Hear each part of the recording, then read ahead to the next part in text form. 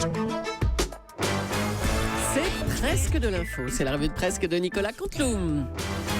Et ce matin, c'est notre ami Guillaume Durand qui est avec nous. Bonjour Guillaume. Et oui, bonjour ma chère Julie, bonjour à tous mes amis, ça va vous? Oui. Ça sent les grandes vacances pour beaucoup, hein, et ça sent les très grandes vacances pour certains autres.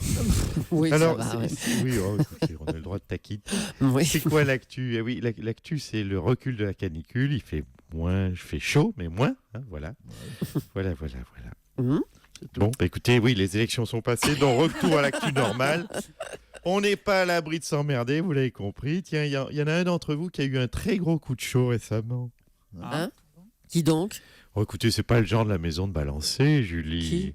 Hein, Raphaël Toven. Raphaël. Non, attendez, autour de cette table, vous n'avez pas lu son interview portrait de Monica Bellucci dans Elle? Ah ben il a eu très chaud, hein, notre Raphaël.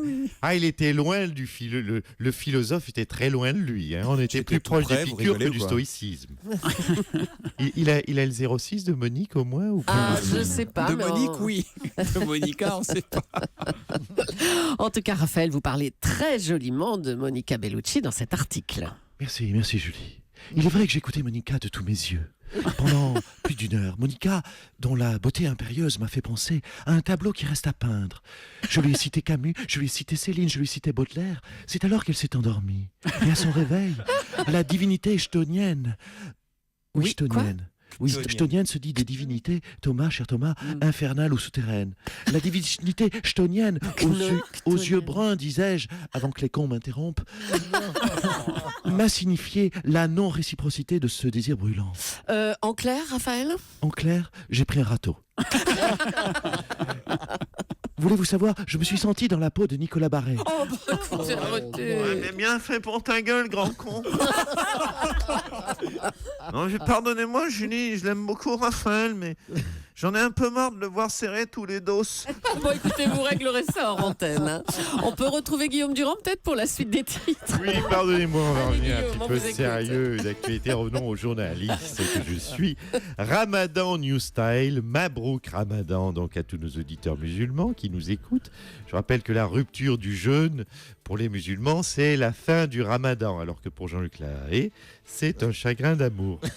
La rupture du jeûne. Oh Oui, là voilà. là, oh là là. Ça y est. Oui, c'est avec accent ou pas, ouais, On démarre doucement et c'est l'occasion de parler de ce nouveau ramadan inventé par François Bayrou. J'ai nommé le ramadan du pouvoir.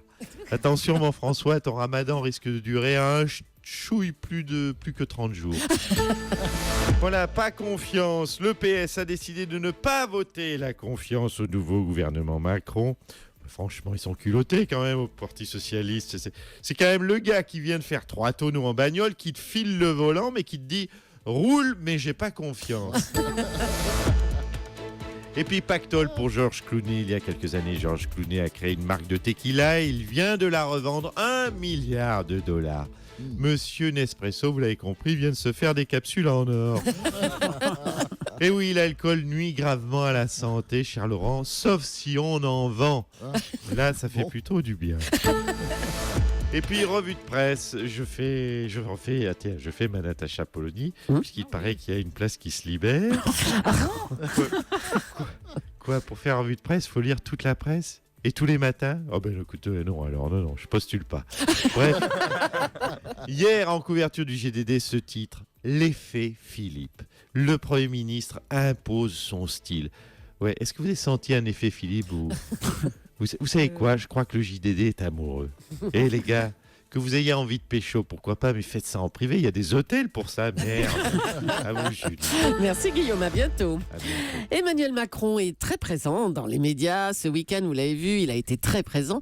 On l'a vu faire de la boxe, du tennis, être avec Arnold Schwarzenegger, avec Angela Merkel. Bonjour, Monsieur le Président. Bonjour à toutes et à tous, mais également à tous et à toi, auditeurs qui m'écoutent et qui me kiffent. Alors, Monsieur Macron. Bonjour aussi, Coco le concasseur de cacao, à Kiki au cocotte, un caracokaki à l'ocancaracule. Waouh. Monsieur Macron, on peut revenir sur ce week-end chargé, hein? Oui, c'est vrai. C'était sympathique. Samedi matin, je me suis levé, j'ai fait 6000 pompes, comme tous les matins. Et puis j'ai sauvé l'Europe avec Angela et sauvé la planète avec Schwarzy. Tiens, d'ailleurs, vous saviez qu'Angela a des plus gros tours de bras que Schwarzy? Et puis vous vous êtes mobilisé pour les JO à Paris, les JO 2024. Oui, écoutez, rien de plus naturel. J'ai boxé avec des champions du monde, j'ai joué au tennis avec des handicapés, j'ai apposé quelques mains sur des lépreux. Et puis après, malheureusement, j'ai dû partir car à 15h, j'avais un rencard à l'hôtel Amour. Un rencard à l'hôtel Amour? Vous trompez Brigitte maintenant? Non, écoutez, pas encore. Non, un rencard avec les journalistes du JDD, je crois qu'ils veulent me pécho. Mais j'ai refusé. Du coup, ils se sont rabattus sur ma copine moche, Édouard Philippe. Oh là là. Tiens, en parlant de copine moche, je vois qu'Angela...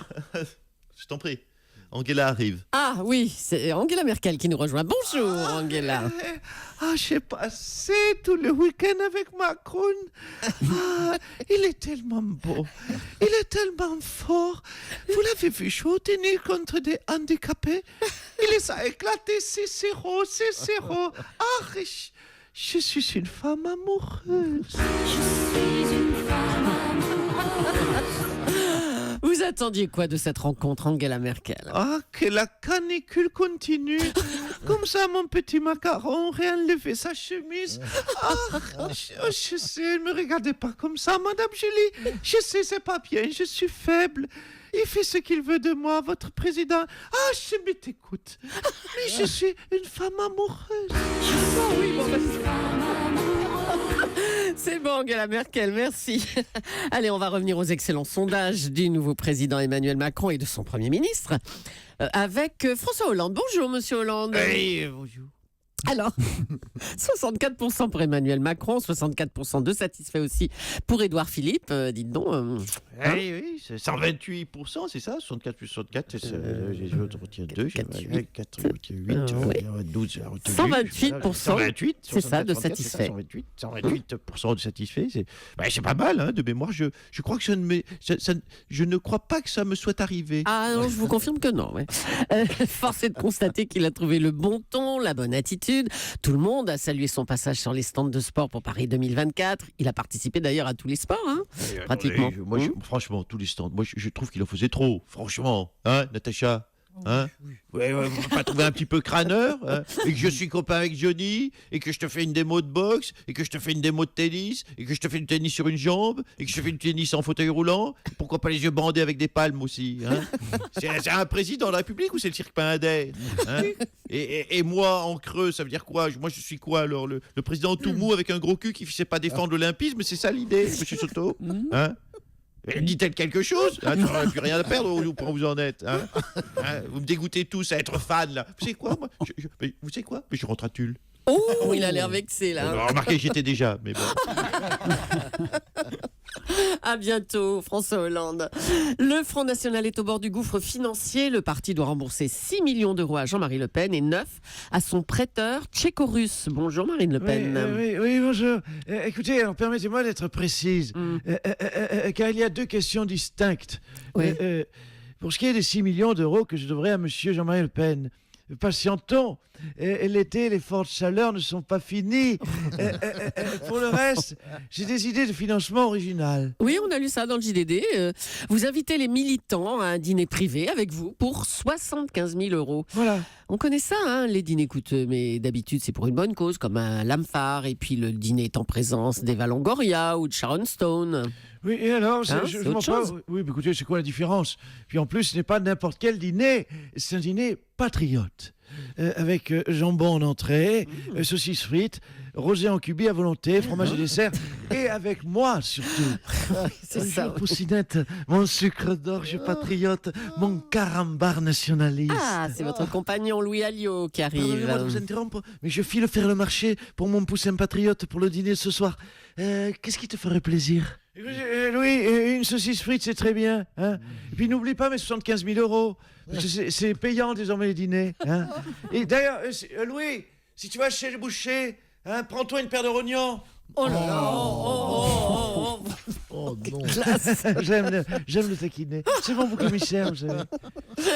Et puis samedi soir, TF1 diffusait le concert des vieilles canailles. Laetitia Hallyday, bonjour. Oh, il y avait longtemps. Bonjour Laetitia. Oui, bonjour. Alors Thomas Joubert va sûrement en parler. Le concert était top. Il a fait un carton d'audience sur TF1. Oh oui. Mamour, Eddy et Jacques ont chanté leur tube. Pour moi, l'eau de vie va commencer. L'eau de vie. Oh. Qu'est-ce qu'il y avait d'autre? J'ai adoré. Quelque chose de Moet Hennessy. Et puis le final, juste avant le final, que je tête. Que je tête, que je tête, que je tête. Ah tiens, Michel Sardou. Michel, vous avez regardé le concert des vieilles canailles sur TF1? Bonjour, monsieur. Bonjour, monsieur Michel Sardou. Bah non, mais Julie, j'ai pas regardé parce que je m'en fous des chansons. Tu sais, pourquoi tu poses des questions connes donc tu connais la réponse? Hein, si c'est pour voir 3 petites vieilles sur scène, je préférais le clan des veuves. Franchement, avec Jacques et Sardou et Ginette Garcin, ça c'est du théâtre. Merci, Michel Sardou. Je pense qu'on est quand même obligé de passer un petit coup de fil à Roger Federer. Oh non. Bonjour, Roger. Bonjour Thomas, je quand savais même. que t'allais pas m'oublier. Bah non, vous venez de gagner le tournoi de Halle en Allemagne, un tournoi sur gazon, ça sent bon juste avant Wimbledon, non? Ouais, écoute, j'avais pris exemple sur les joueurs de tennis français. Tu sais que j'ai fait l'impasse sur Roland Garros. Moi, c'est en n'y allant pas, eux, c'est en perdant dès le premier tour. Voilà, Thomas, j'espère bien jouer à Wimbledon, mais Rafa aime beaucoup ce tournoi aussi. Je ne sais pas si tu sais, Thomas, mais les jardiniers qui plantent le gazon à Wimbledon sont les mêmes qui ont replanté les nouveaux cheveux de Rafa. On peut jouer au tennis et mettre un petit tac de temps en temps. Ça fait pas de mal. Merci beaucoup, Roger Federer et Nicolas Canteloup qui revient demain à 8h40 sur 20. Merci également et bravo à ses auteurs. Philippe Cavrivière, Laurent Vassilian, Arnaud Deman. Et à demain.